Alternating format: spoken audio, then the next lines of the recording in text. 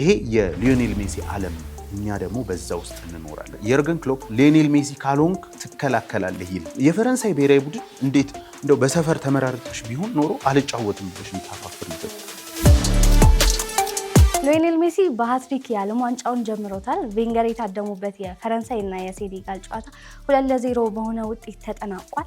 ተመልካቾቻችን ሪትም ስፖርታችን ተጀምሯል። እዮብ ተሰማ በትንታኔና እኔ ሀናም እንደሆነ አብረናችሁ የምንቆይ ይሆናል። እዮብ እንዴት አረፈድሽ? እንዴት አረፈዳችሁ አድማጭ ተመልካቾቻችን? ሊዮኔል ሜሲ በሃትሪክ ጀምሯል።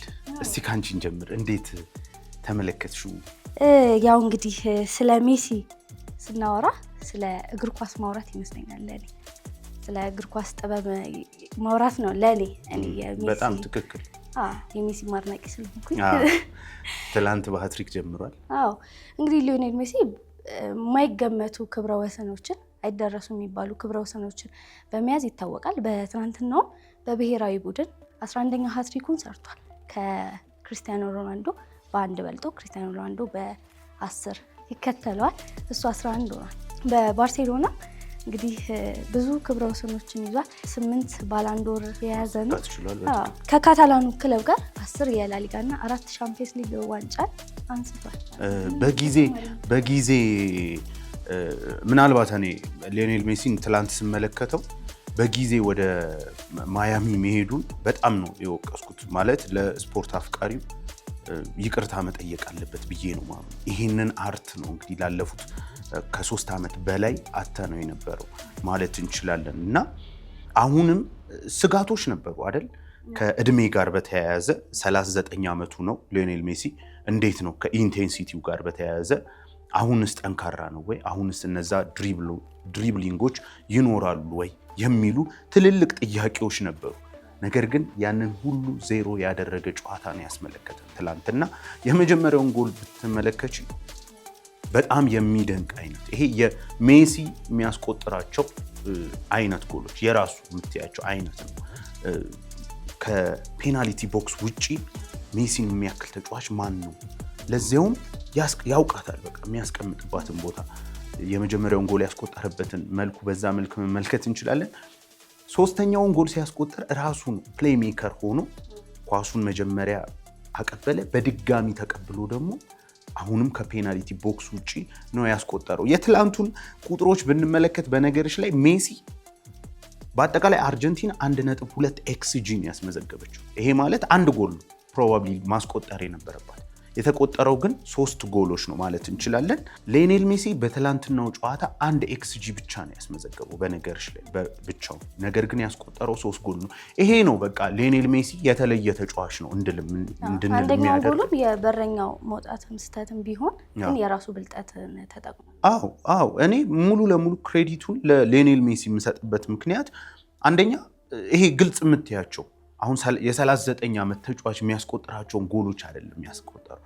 በሶስተኛው ጎል ላይ እንዳልኩሽ የ10 ቁጥር ሚናን ከዛ ደግሞ የድንቅ አጥቂን አጨራረስ ነው የተመለከተ እና በአንድ ኤክስጂ 3 ጎሎችን ማስቆጠር ምን ያህል የጎሎቹን ከባድነት የሚያሳይ ነው። እና እንዳልኩሽ ይሄ ተጫዋች አሁን ላይ ከ2022 በኋላ በቅቶታል። ብዙ የሜሲ ደጋፊዎች እኔ ጓደኞችም አሉ እግር ኳስ ከዛ በኋላ ይወጣላል። በትክክል በዓለም እግር ኳስ ያየነው ነገር የሊዮኔል ሜሲ ዓለም ዋንጫን ማሳካት በተለይም ለብዙዎች በቃ እግር ኳስ ከዚህ በኋላ ምን ክብር አለ የሚል አይነት ነገር በጣም ስህተት እንደነበረ ነው።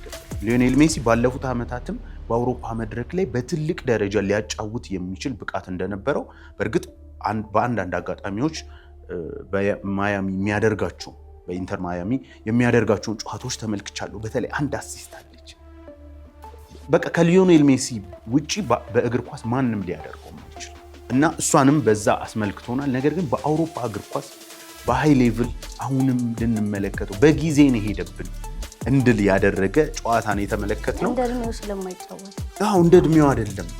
የ39 ዓመት ተጫዋች ነው አሁን የሚመስለው። ትላንት በአጠቃላይ በጨዋታው አርጀንቲናዎች ኳስ ለቀው ኮምፎርታብል የሚሆኑ ቡድን ሆነዋል።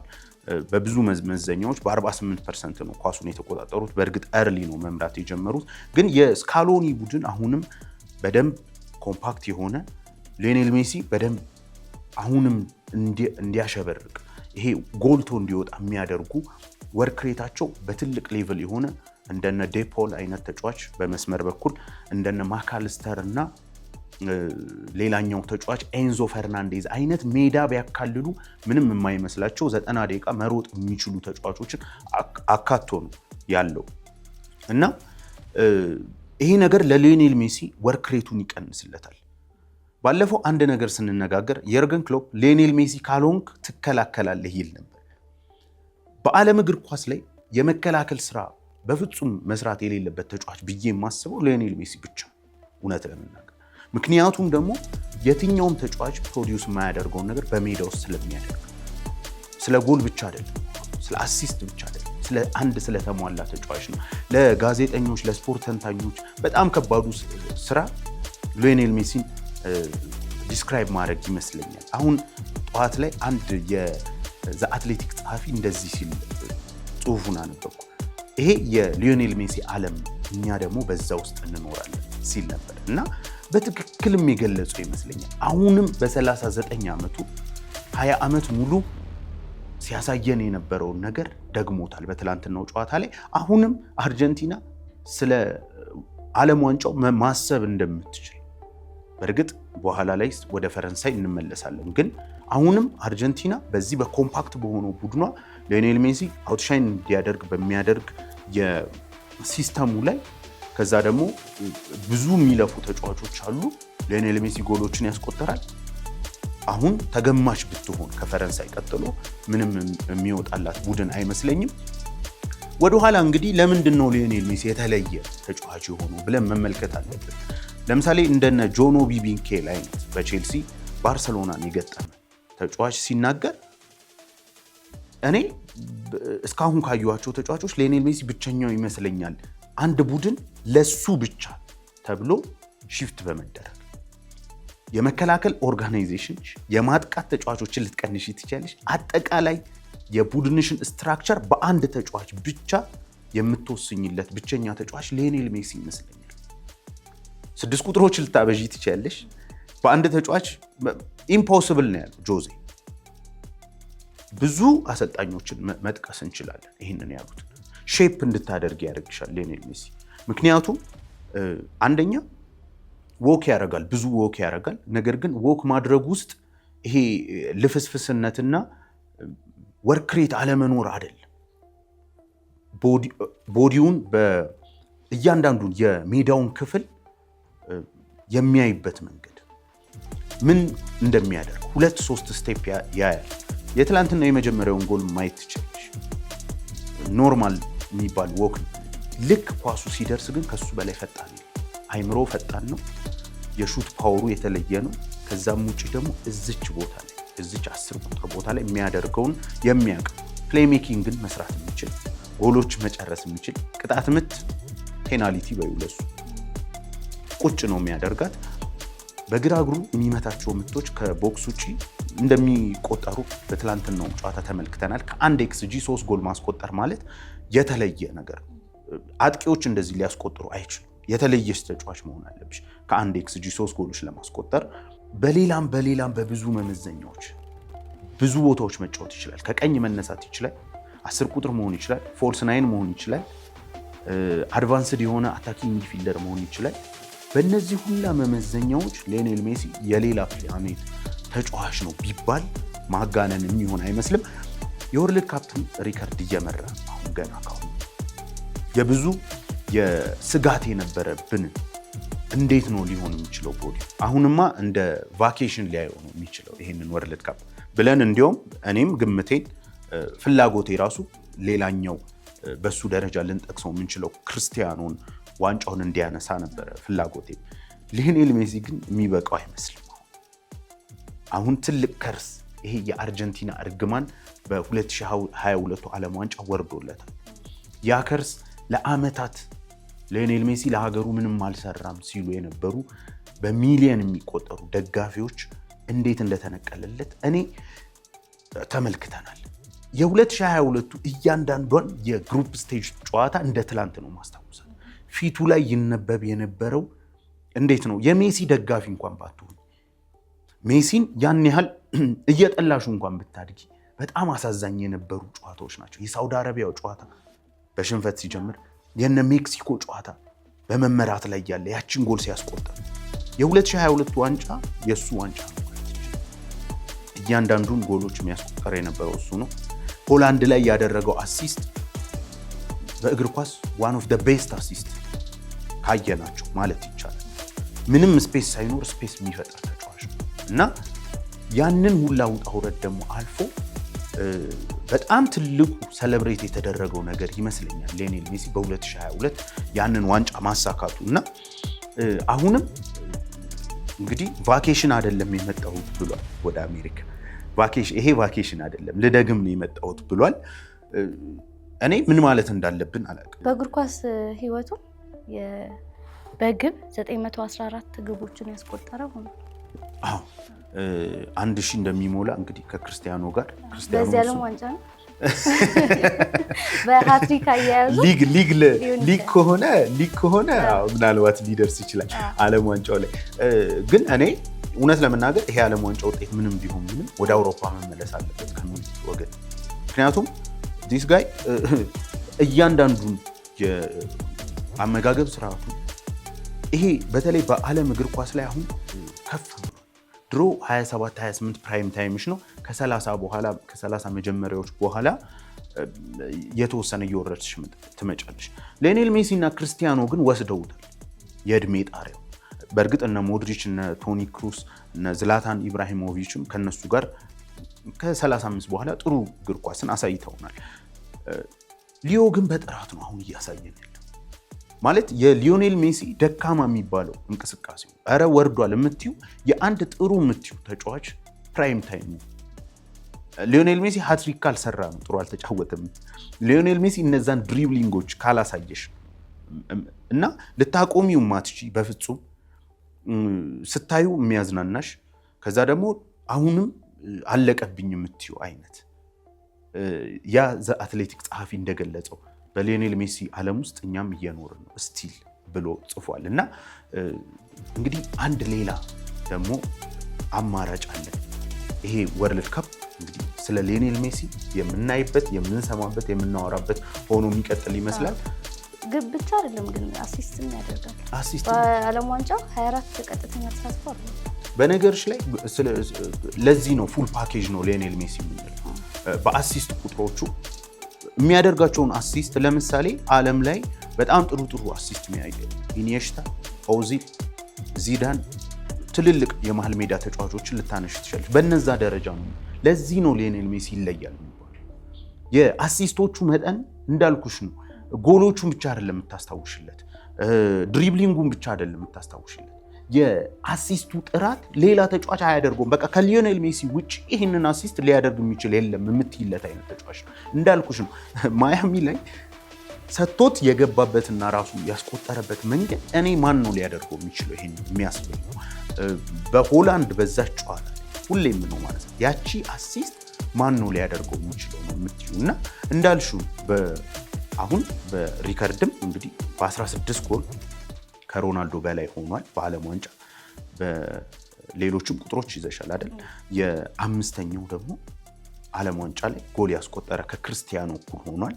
እና የእነዚህ ሁለት ተጫዋቾች ነገር እንግዲህ አሁንም አየሩን ይዘውታል። አሁንም መነጋገሪያ ሆነዋል። አሁንም ስለ ሊዮኔል ሜሲ በየጊዜው ነው የምናወራው። የምትገልጪበት ቃላት ጠፍቶሽ የምትጨነቂበት አይነት ተጫዋች ነው። በጣም የሚገርም 10 ቁጥር፣ በጣም የሚገርም 9 ቁጥር፣ በጣም የሚገርም 7 ቁጥር፣ በጣም የሚገርም 11 ቁጥር። ከዛ ደግሞ ብቻውን መከላከል ስራ ላይ አይሳተፍ የምትዩ የዓለም ተጫዋች ብቸኛ። ምክንያቱም እሱ ፕሮዲውስ የሚያደርግልሽን ነገር የሚያደርግ ስለሌለ በእነዚህ ብንገልጸው የተሻለ ይመስለኛል። በቀጣይ እንግዲህ ለእኔ ትላንት ዓለም ዋንጫው ጀምሯል፣ ዛሬ ደግሞ ይቀጥላል ብዬ አስባለሁ። በነ የፈረንሳይ ብሔራዊ ቡድን በኋላ እናነሳለን። የሊዮኔል ሜሲ ምትሃት ደግሞ ሌሊት 10 ሰዓት ላይ መነሳት ማለት ሁሌም ቢጫወት ትንሻለች ከዚህ በኋላ ሊዮኔል ሜሲ እና ስጋታችንን በእጅጉ ቀርፎታል ማለት ይቻላል። ስነሳ ያነሳው ልጅ ያደርገዋል ወይ ኢንቴንሲቲውን ይቋቋመዋል። የአልጄሪያስ በጣም አሪፍ። አልጄሪያ ወደ 52% አካባቢ ኳስ ተቆጣጥራለች። ጥሩ የሚባል ጨዋታ ነበር ያደረገችው። የጎል ሙከራዎችን ለማድረግ ሞክረዋል። ኦፍሳይድ ሆኖ እንጂ ጎልም ማስቆጥረዋል። ከዛ ውጪ ጨዋታው የመጀመሪያ 10 ደቂቃ ላይ ግሎ ነበር፣ እንደ መጀመሪያም አልነበረም። ሁለቱም አገቡ። ሜሲ ነው ያስቆጠረው። ሜሲ ያገባ ኦፍሳይድ ሆነ በሚገባ። አሁን ይሄ በተለይ አንድ የምወደው ሜትሪክስ አለ፣ ከዚህ በፊትም ነግሬሻለሁ። ፊልድ ቲልስ በሚባለው ሜትሪክስ መሰረት በአብዛኛው ፋይናል ሰርድ ላይ የደረሱት አልጄሪያዎች ናቸው። 64% በመሆን ወደ 36% ደግሞ አርጀንቲናዎች ናቸው። ብዙ ጊዜ በ4-4-2 ኮምፓክት አይነት ቡድን ሆኖ እያንዳንዷን የመከላከል እንቅስቃሴ የሚያደርግ ነው። ሌላው በአርጀንቲና በኩል በትልቁ ሊነሳ የሚገባ ብዬ የማስበው የመከላከል ጥንካሬያቸው። ክሊንሺት ጠብቀው ነው የወጡት። ጎሎች ሊቆጠርባቸው የሚችሉ እድል ነበራቸው። እንዳልሽው የመጀመሪያ ጎል አስቆጥሯል ሊዮኔል ሜሲ። በነገሮች ላይ ትላንት 4-5ም ሊያስቆጥር ይችላል። አንድ ኳስ ግብ ጠባቂው ያወጣበት አለ። ከዛ ውጪ በሹት ኦን ታርጌት ግን 6-0 ናቸው። በሹት ላይ 7 አድርገዋል አልጄሪያዎች። ብዙ ወደ ጎል ይደርሳሉ፣ ነገር ግን ይሄ አኪሬሱ መጠበቅ አልቻሉም። ለዚህ ደግሞ እነ ሊሳንድሮ ማርቲኔዝ እና አጠቃላይ የተከላካይ ክፍሉ በጣም ጥሩ ነበር ማለት እንችላለን። የስፐርሱም ሮሜሮ 80ኛው ደቂቃ ላይ ተቀይሮ ወጥቷል። በጣም ድንቅ የነበረ እንቅስቃሴ ነው ያደረገው እና መጀመሪያ ላይ ስነሳልሽ የስካሎኒ ቡድን አሁን ለዓለም ዋንጫው ተገማች ከሚያደርገው ነገር አንዱ ይሄ የዲፌንሲቭ ኦርጋናይዜሽኑ ሊዮኔል ሜሲ እንዲከላከል የሚያስገድድ አይነት አይደለም። በወርክ ሬታቸው በእጅጉ የላቀ ተጫዋቾች መሀል ሜዳው የተሞላ ነው። ዲፌንሱ በጣም ጥሩ ነው። ስለዚህ የሜሲን ሾው እንድናይ አጠቃላይ ቡድኑ ስትራክቸሩ የተሰራበት መንገድ በጣም ድንቅ የሚባል ነው ማለት እንችላለን። ምናልባት ወደ ፈረንሳይና ሴኔጋል እንላለን። እንዴት አየው ጨዋታ? ሴኔጋሎች አሸንፈው መውጣት የሚችሉበት ጨዋታ ነበረ ብዬ ያሰብኩት። ፈርስት ሃፉ በተለይ አንድ ነገር ጠብቀን ነበር አይደል? በተለይም የዴሻምፕ ቡድን ምን አይነት ሊመስል ይችላል የሚለው ትልቁ ጥያቄያችን ነበር። እንዴት ነው የሚጠቀመው? ራያን ቼርኪ፣ ዴዜሬ ዱዌ፣ ኪሊያን ምባፔ እነ ባርኮላ እና ቼርኪን ቤንች አድርጎ ነው የጀመረው። ኦስማን ዴምቤሌ ያለው ምናልባት ጎልደን ጄኔሬሽን የሚባለውን ስኳድ የያዘ ነው የሚመስለው። በዛ እኮ ደግሞ የሚገርምሻና በ2018 ጎልደን ጄኔሬሽን ነው፣ በ2022 ጎልደን ጄኔሬሽን ነው። ይኸው ለ10 ዓመታት ለ15 ዓመታት ማለት ትችላለሽ ጎልደን ጄኔሬሽኑ የሚያበቃ አይደለም። 15-20 ዓመት ደግሞ ከተመለሽ የነ ዚዙ የነ ሄንሪን ቡድን ማየት ትችላለሽ። እና የፈረንሳይ ብሔራዊ ቡድን እንዴት እንደው በሰፈር ተመራርጠሽ ቢሆን ኖሮ አልጫወትም ብለሽ የምታፋፍሪበት ጋላክቲኮ ናቸው እንዴ። አንጫወትም ተመራርጣችሁ ነው ፌሪውን የሚባል አይነት ነው እንዴ። ራያን ቼርኪ እና ባርኮላን ትላንት ተመልክተሻል ያስቆጠረውን ኳስ።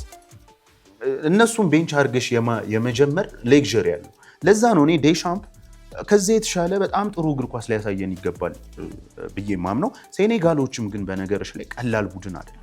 ኒኮላስ ጃክሰን፣ ኢስማኤል ሳር እና ሰይዶ ማኔን የያዘ የፊት መስመር አላቸው። እነ ጋና ጌይ አይነት የመሀል ሜዳ ተጫዋች አላቸው። የዌስት ሃሙ የግራ ተከላካይ በጣም ጥሩ ታዳጊ የሆነውም ተጫዋች አላቸው እና እንደነ ኩሊባሊ አይነት ተጫዋቾችም አላቸው እና ቀላል የሚባል አይደለም። በተለይ እንደ ዲዩፍ አይነት ታዳጊ ከዌስት ሃም ጋር አሁን ወርዷል እና አንደኛውም ጎል በእርግጥ በሱ ስህተት ነው የተቆጠረው። ይሄንን ከዚህ አንጻር እኔ ፈረንሳይ ብሔራዊ ቡድን እንዴት ነው ጨዋታውን እንዴት ነው አሰላለፉ የሚል ጉጉት ነበረኝ። ከጠበቅኩት በተሻለ አሰላለፍ ገብቷል። ነገር ግን ባላንሱን ያገኘ አይመስልም ነበር ሰከንድ ሃፍ ላይ አንድ ታክቲካል ጉዳይን እስኪያስተካክል ድረስ። በተለይ የዴምቤሌ 10 ቁጥር ላይ ሆኖ መሰለኝ እየተመቻል መሰለኝ። በጣም ጥሩ፣ በጣም ትክክል አልነበረም ነው ተቀይሮ እስከሚወጣ ድረስ ምንም ነገር ሲሰራ በጣም ትክክል ነሽ ሀና። ላነሳም የነበረው እሱ ነው። የዴምቤሌ እና ኪሊያን ምባፔ ነበሩ እንደ ሁለት አጥቂ ሆኖ፣ ግን ዴምቤሌ ነበረ 10 ቁጥር። እዚህ ጋር ግን በቀኝ በኩል የተሰለፈው ኦሊሴ በጥልቀት በመግባት ኳሶችን ሲቀበል ነበር። ከተከላካዮቹ ኳስ ሲቀበል ነበር። ለማቀጣጠል ጨዋታውን ሲሞክር ነበር። ኪሊያን ሻምፒዮን ከቀየረው በኋላ በጣም ጨዋታ ቀያሪ ሆኗል። ወደ አጥቂ ካደረገው በኋላ በተለይ 10 ቁጥር ላይ በጣም ከዛ ጎልም ማግባትም ይችላል። በሚገባ አሲስቶችን ማድረግ ችሏል። ከዛ ውጪ ግን በተለይ የሴኔጋሎች እድል ነበራቸው። ለምሳሌ ኒኮላስ ጃክሰን ብረት የገጨበት ኳስ እሷ ላይ የኩንዴ ኳስ ተቀምጦ ነው። ኩንዴ ቀኝ ፉልባክ ነበር። አታኪንግ ላይ ለመድዋት ሲሄድ የኩንዴ ሙቭመንት የኪሊያን ኳስ መቀማት ነው። በሁለት ፓስ በአንድ ፓስ ኒኮላስ ጃክሰን ጋር የሄደው እና ሰከንድ ሃፍ ግን ኩንዴ እንደዚህ አይነት ሩጫዎችን ማድረግ ሲያቆም ተመልክቻለሁ እና ዴሻምፕ ከአመታት በኋላ ተቀየረ እንደ የምልበትን አይነት ጥሩ አታኪንግ አሰላለፍ ነበር ይዞ መግባት የቻለው። ከዛም ውጪ የዴምቤሌና ሰከንድ ሃፍ ላይ በተለይ የዴምቤሌና የኦሊሴ ቦታ መቀየር በጣም ትልቅ ለውጥ ነው ያመጣው ማለት ይቻላል። በተለይም ደግሞ የፈረንሳይ ብሔራዊ ቡድን ግብ ጠባቂዋ ትልቁ ደካማው ጎን ነው በዚህ ዓለም ዋንጫ ማለት ይችላል። የተቆጠረው ጎል ከዛ በኋላ ሊቆጠር የነበረውም ሁለተኛው ኳስ በጣም ደካማ ጎን ነው የፈረንሳይ ማለት እንችላለን። ስለ ኦሊሴ ግን ብዙ መነጋገር ያለብን ይመስለኛል። ኪሊያን በጨዋታው ላይ በጥሩ ሁኔታ አልጀመረለትም እንጂ ጎሎችን ማስቆጠር ይችል ነበር። ለምሳሌ የመጀመሪያ አሲስቱን እዚህ ጋርም በምስሉ ላይ አድማጭ ተመልካቾቻችን እንዲመለከቱ ጋብዛለሁ። ኦስማን ዴምቤሌ እዚህ ጋር በጣም ጥሩ ስራ ሰርቷል። አንደኛውን ተከላካይ ስቦለታል። ኩሊባሊ ይመስለኛል። እሱን ሲስብለት ነው ኪሊያን የመሮጫ ስፔስን ያገኘው። እዚህ ጋር የኦሊሴን በጣም ድንቅ ኳስ አይምሮ ምን አይነት ፈጣን እንደሆነ ለምን ባየርኖች 150 ሚሊዮን ዩሮ ከሪያል ማድሪድ የቀረበላቸውን ብር እንደማይቀበሉ ያሳየች አሲስትን ያደረገው። ከዛ በፊትም 2-3 እድል ለኪሊያን ፈጥሮለት ነበር፣ ራሱም አግኝቶ ነበር እና ኦሊሴ 10 ቁጥር መጫወት እንደሚችል የታየበት ነው። ዴምቤሌ ሰከንድ ሃፍ ከቀኝ ሲነሳ የተሻለ ምክንያቱም ዴምቤሌ በፔዤ 9 ቁጥር ፎልስ ናይን በግራና በቀኝ እንደነ ዴዜሬ ድዌ እና ከቪቻ ክቫራትስኬሊያ አይነት ተጫዋቾች ነው እንትን የሚለው። አሁን ግን እሱ አሲስታንስ ነው የሚሆነው። ኪሊያን ነው ዋናው ሰው እና ትንሽ የተመቸው አይመስለኝም። ዴሻምፕ ይሄንን ነገር ማስተካከል ያለበት ይመስለኛል። የሴኔጋል በጣም የሚያስቆጭ ነው ግን የሚንዲን ማርነቅ አለብን ብዬ ነው ማሰብ። ሴኔጋሉ በጣም በሚገባው ብዙ ኳሶችን መልሷል። በተለይ ፈርስት ሃፍ ሰከንድ ሃፍ ላይ ዋን ቱ ዋን የተገናኙበት ኪሊያን በመጨረሻም እንግዲህ ወደ ጨዋታው ገባ። ብዙ ኳሶች ሲሳሳት ነበር እንደተመለከትሽው። ነገር ግን ወደ ጨዋታው ከገባ በኋላ የመጀመሪያውን አጨራረሱ በጣም የሚደንቅ ነው። ሶስተኛው ጎል እንደ ሊዮኔል ሜሲ ሁላ ከቦክስ ውጪ ነው። ይሄ ተጫዋች የወርልድ ካፕ ተጫዋች ነው ማለት እንችላለን።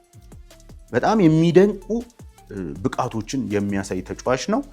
ሩጫዎቹ በጣም የተለዩ ናቸው። ለኪሊያን አንድ ደካማ ጎን ብዬ የማስበው ወርክ ሬት ነው። የመከላከል ኢንቮልቭመንቱ በጣም ያነሰ ቅድም እንዳልነው ነው። በእርግጥ ኪሊያን በጣም ብዙ ነገር ፕሮዲውስ ስለሚያደርግ ባይከላከልም ችግር የለውም። በፈረንሳይ ብሔራዊ ቡድን ችግር ስለሌለበት፣ በክለብ እግር ኳስ ላይ ግን ለምሳሌ በፔዤ እንደዛ መጫወት አይችልም እና ምናልባት ኢምፕሩቭ ማድረግ ካለበት ይህ ከወርክ ሬት ጋር የተያያዙ ነገሮችን በተወሰነ መልኩ ካስተካከለ በዚህ ሰዓት እንግዲህ በጣም ምርጡ ተጫዋች መባል ይችላል። ኮከቦች በዝተውባታል አሁን ፈረንሳይ። ስለዚህ ባላንስ መጠበቅ ላይ እንደ ትላንቱ አይነት አይ ቲንክ እንደ ሙከራ ያደረገው ዴሻምፕ በጣም ደስታውን ሲገልጽም ተመልክተሻል። የሴኔጋል ግብም ሲቆጠር ተናዶ ነበር። ሃይላንዱን ሲወረውር ነበር። ጎሎች እንድታነሳልኝ የሚፈልገው የማኔ ፋውል ምባፔ ላይና ፔናልቲ ያልተሰጠበትን ፔናልቲ ያሰጠ ነበር። ብዙዎች እንደዛ ነው ያሉት። ስለ ሬፈሪው በጣም ደካማ የሚባለውን የዓለም ዋንጫ ዳኝተዋል። አንዳንድ የዛ አትሌቲክ ጸሐፊዎችን እየተመለከትኩ ነበርና በጣም ደካማ ውሳኔ ነው ብለዋል። በእኔ እይታ ግን በጣም ሶፍት ነው አይደል? ራሱ ዳኛውም ተናግሯል። ኳስ የያዘው ተጫዋች ነው ኢኒሼት ያደረገው። ይሄ ኮንታክቱን የጀመረው እሱ። እኔ ኪሊያን ሲነካው ነው ያየሁት እና ዳኝነት ላይ ያው ያን ያህል እንደዚህ የተብራራ ነገር ለመስጠት ሙያው አይፈቅድልም። የዳኝነት ግን እንዲሁ እግር ኳስን በአመታት መካከል በመመልከት የትላንቱን ፔናልቲ መስጠት ለእኔ ከባድ ይመስለኛል። ከዛ ውጪ አሁንም ፈረንሳይ የምትገመቷ በአንደኝነት የምትገመቷ ቡድን ምንም አይነት ጥርጥር የለውም። እንዳልኩሽ ግን ማነው 10 ቁጥር ላይ ከዚህ በኋላ የሚሰለፈው? ከዛ ደግሞ አንድ እንደ ችግር እዚህ ቡድን ላይ ከታየ ሊታይ የሚችለው የ8 ቁጥር ተጫዋች ነው። አሁን የፈረንሳይ ብሔራዊ ቡድንን አጠቃላይ ስትመለከቱ ይሄ ጋላክቲክ ሆኖች በተለይ ከወገብ በላይ ደጋግመን እንዳነሳ ቡድኖች ሊያፋፍሩባቸው የሚገባ አንጫወትም ከእናንተ ጋር ሊሏቸው የሚገባ ኮከቦችን ነው የሰበሰቡት። ዴዜሬ ዱዌና ኦስማን ዴምቤሌ የቻምፒየንስ ሊግ አሸናፊ ናቸው። ቼርኪ ፕሪሚየር ሊግ ላይ ሲዘንጥ የነበረ ተጫዋች ነው። ባርኮላ ነው ቤንች። እንደ ቱራም አይነት የጣሊያን ሊግን በጣሊያን ሴሪያ ላይ በጣም ድንቅ ብቃቱን የሚያሳይ አጥቂም አላቸው። ይሄ በተለይ ይሄ የቦክስ ላይ ፖሸር የምንላቸው አይነት ይሄ ኦልድ 9 ቁጥር ከፈለገ ማስገባት ይችላል እና ቅርጹን በፈለገው አይነት እንዲቀያየር እድል ሰጥቶታል። አንድ ቦታ ግን በትልቁ እንዴት ነው በጣም ጥሩ ልብስ ለብሰሽ የሆነች የሚጎልሽ ነገር ሲኖር እሷ ቦታ ለእኔ 8 ቁጥር ናት ብዬ ነው ማስብ። የራቢዮት ቦታ ይሄ ተጫዋች አንደርሬትድ ነው ሊባል ይችላል፣ ወይም ደግሞ ጥሩ ተጫዋች እኮ ነው እንዴት ልትል ትችላለህ እንደዚህ ሊባል ይችላል። ነገር ግን አሁን እያወራን ያለ ነው ከፊቱ ስላሉት ስለነ ኪሊያን።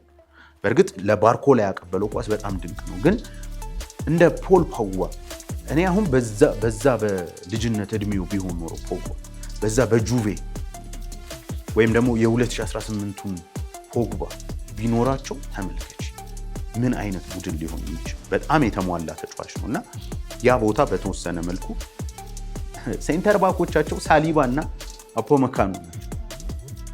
ዋን ኦፍ ዘ ቤስት ኢን ዩሮፕ አይደለ? በአውሮፓ በጣም ከምርጦቹ አንዱ ናቸው። ስለዚህ በአውሮፓ እግር ኳስ ላይ በጣም ድንቅ የሚባል ብቃትን ያሳዩ ናቸው። በዛ በፔዤ እና በባየር ጨዋታ ላይ ባለፉት ዓመታት ካየናቸው ምርጥ ጨዋታ ነው ባልነው ላይ የኦፖመካኖን ብቃት ተመልክተናል። በእርግጥ አንዳንድ ስህተቶች ቢሰሩ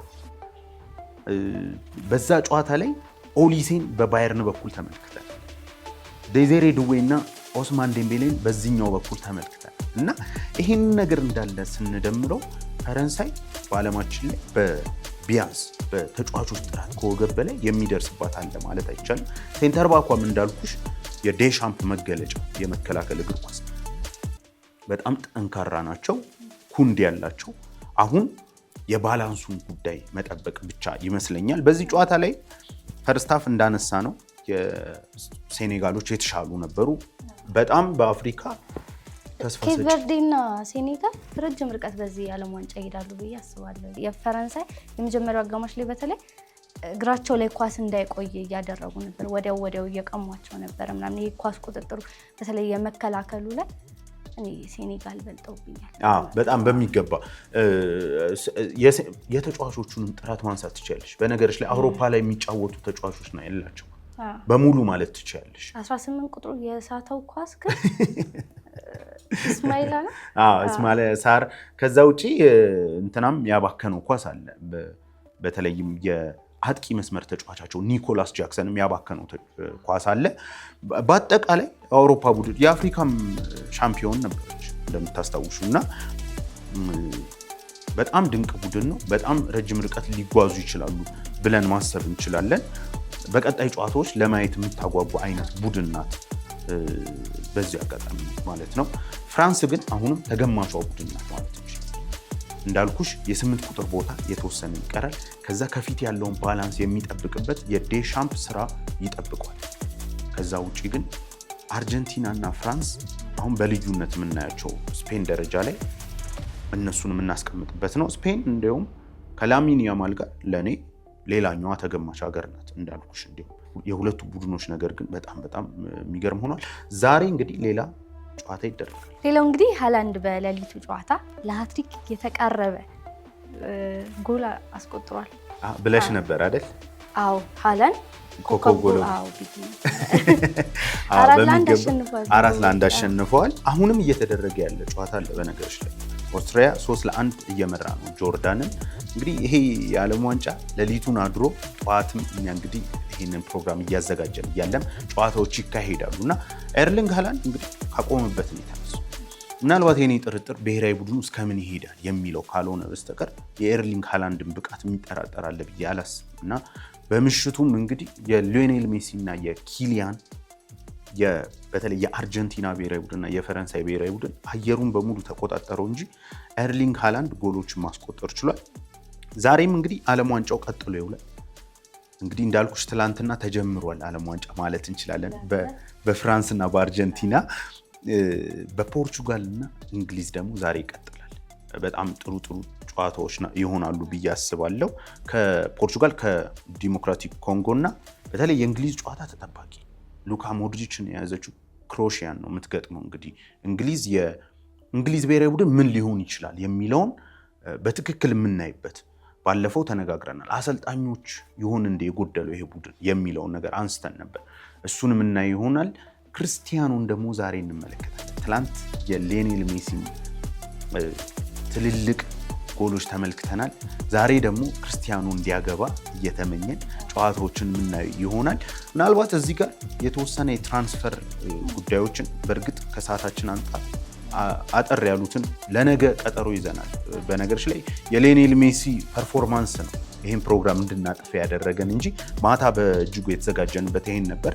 ቫኔከር እንግዲህ ሆላንዳዊ ሴንተር ባክ ከቫንዳይክ ጋር የሚጣመረውን በቀድሞ ከሮቤርቶ ዲዘርቢ ጋር በብራይተን ሰርቷል እና በጣም ወሳኝ ዝውውር ነው። በነገሮች ላይ በጣም ወሳኝ ዝውውር፣ በተለይ ለሮቤርቶ ዲዘርቢ ፕሮጀክት ሮቤርቶ ዲዘርቢ አንድ ያስተዋወቀው ነገር አለ። ይሄ በጣም ሰፊ ሀሳብ ነው፣ ሌላ ፕሮግራም የሚፈልግ ነው። የተወሰነ ለመንካት ያህል ሮቤርቶ ዲዘርቢ ለዓለም እግር ኳስ ያስተዋወቀው ይሄ ፕሬስን ወደ ራስ መጋበዝ፣ ኋላ ላይ መቀባበል፣ ግብ ጠባቂና ተከላካዮች ደጋግሞ መቀባበልና ጃምፕ እስኪያደርጉ ተጋጣሚ እስኪመጣና ፕሬስ እስኪያደርግሽና ኋላው እስኪከፈት የሚጠብቅበት መንገድ አለ። በዚህ ደግሞ በዋናነት በብራይተን የሚጠቀም የነበረው በዚህ ተጫዋች ነው። ይህን ተጫዋች አስፈርሟል እና ለሮቤርቶ ዲዘርቢ በጣም ትልቅ ነገር ነው ብዬ አስባለሁ። ከዛ ውጪ ቶናሊን እየጠየቀ ነው። እሱም እንግዲህ ይገፋበታል አይገፋበትም የምናየው ይሆናል። ሌላው ዛሬ ይዘነው የነበረው ትልቁ ፕሮግራም ስለ አርሰናል ለማውራት ነበር። ስለ አርሰናል ዝውውሮች እንግዲህ ነገ ምናልባት የነ ክርስቲያኖን ምሽት አይተን ወደ ነገ ወይ ወደ ከነገ ወዲያ ዴቨሎፒንግ ስቶሪም ስለሆኑ እና አጠቃላይ አርሰናልን የሚመለከት ስለሆነ አድማጭ ተመልካቾቻችን እንግዲህ የምንለቃቸውን ቪዲዮዎች ላይክ እያደረጉ ቻናሉንም ሰብስክራይብ እያደረጉ እንዲጠብቁን ሚኬል አርቴታ ምንድን ነው ያሰበው የሚለውን በቀጣይ ቀናት ከዓለም ዋንጫዎች ጋር እያያያዝን የምናቀርብ ይሆናል። ተመልካቾቻችን ሪትም ስፖርታችን ይህንን ይመስል ነበረ። ነገ በተመሳሳይ ሰዓት በሌሎች የትንታኔ ርዕሰ ጉዳዮች ላይ እስከምንመጣ ድረስ ሰላም።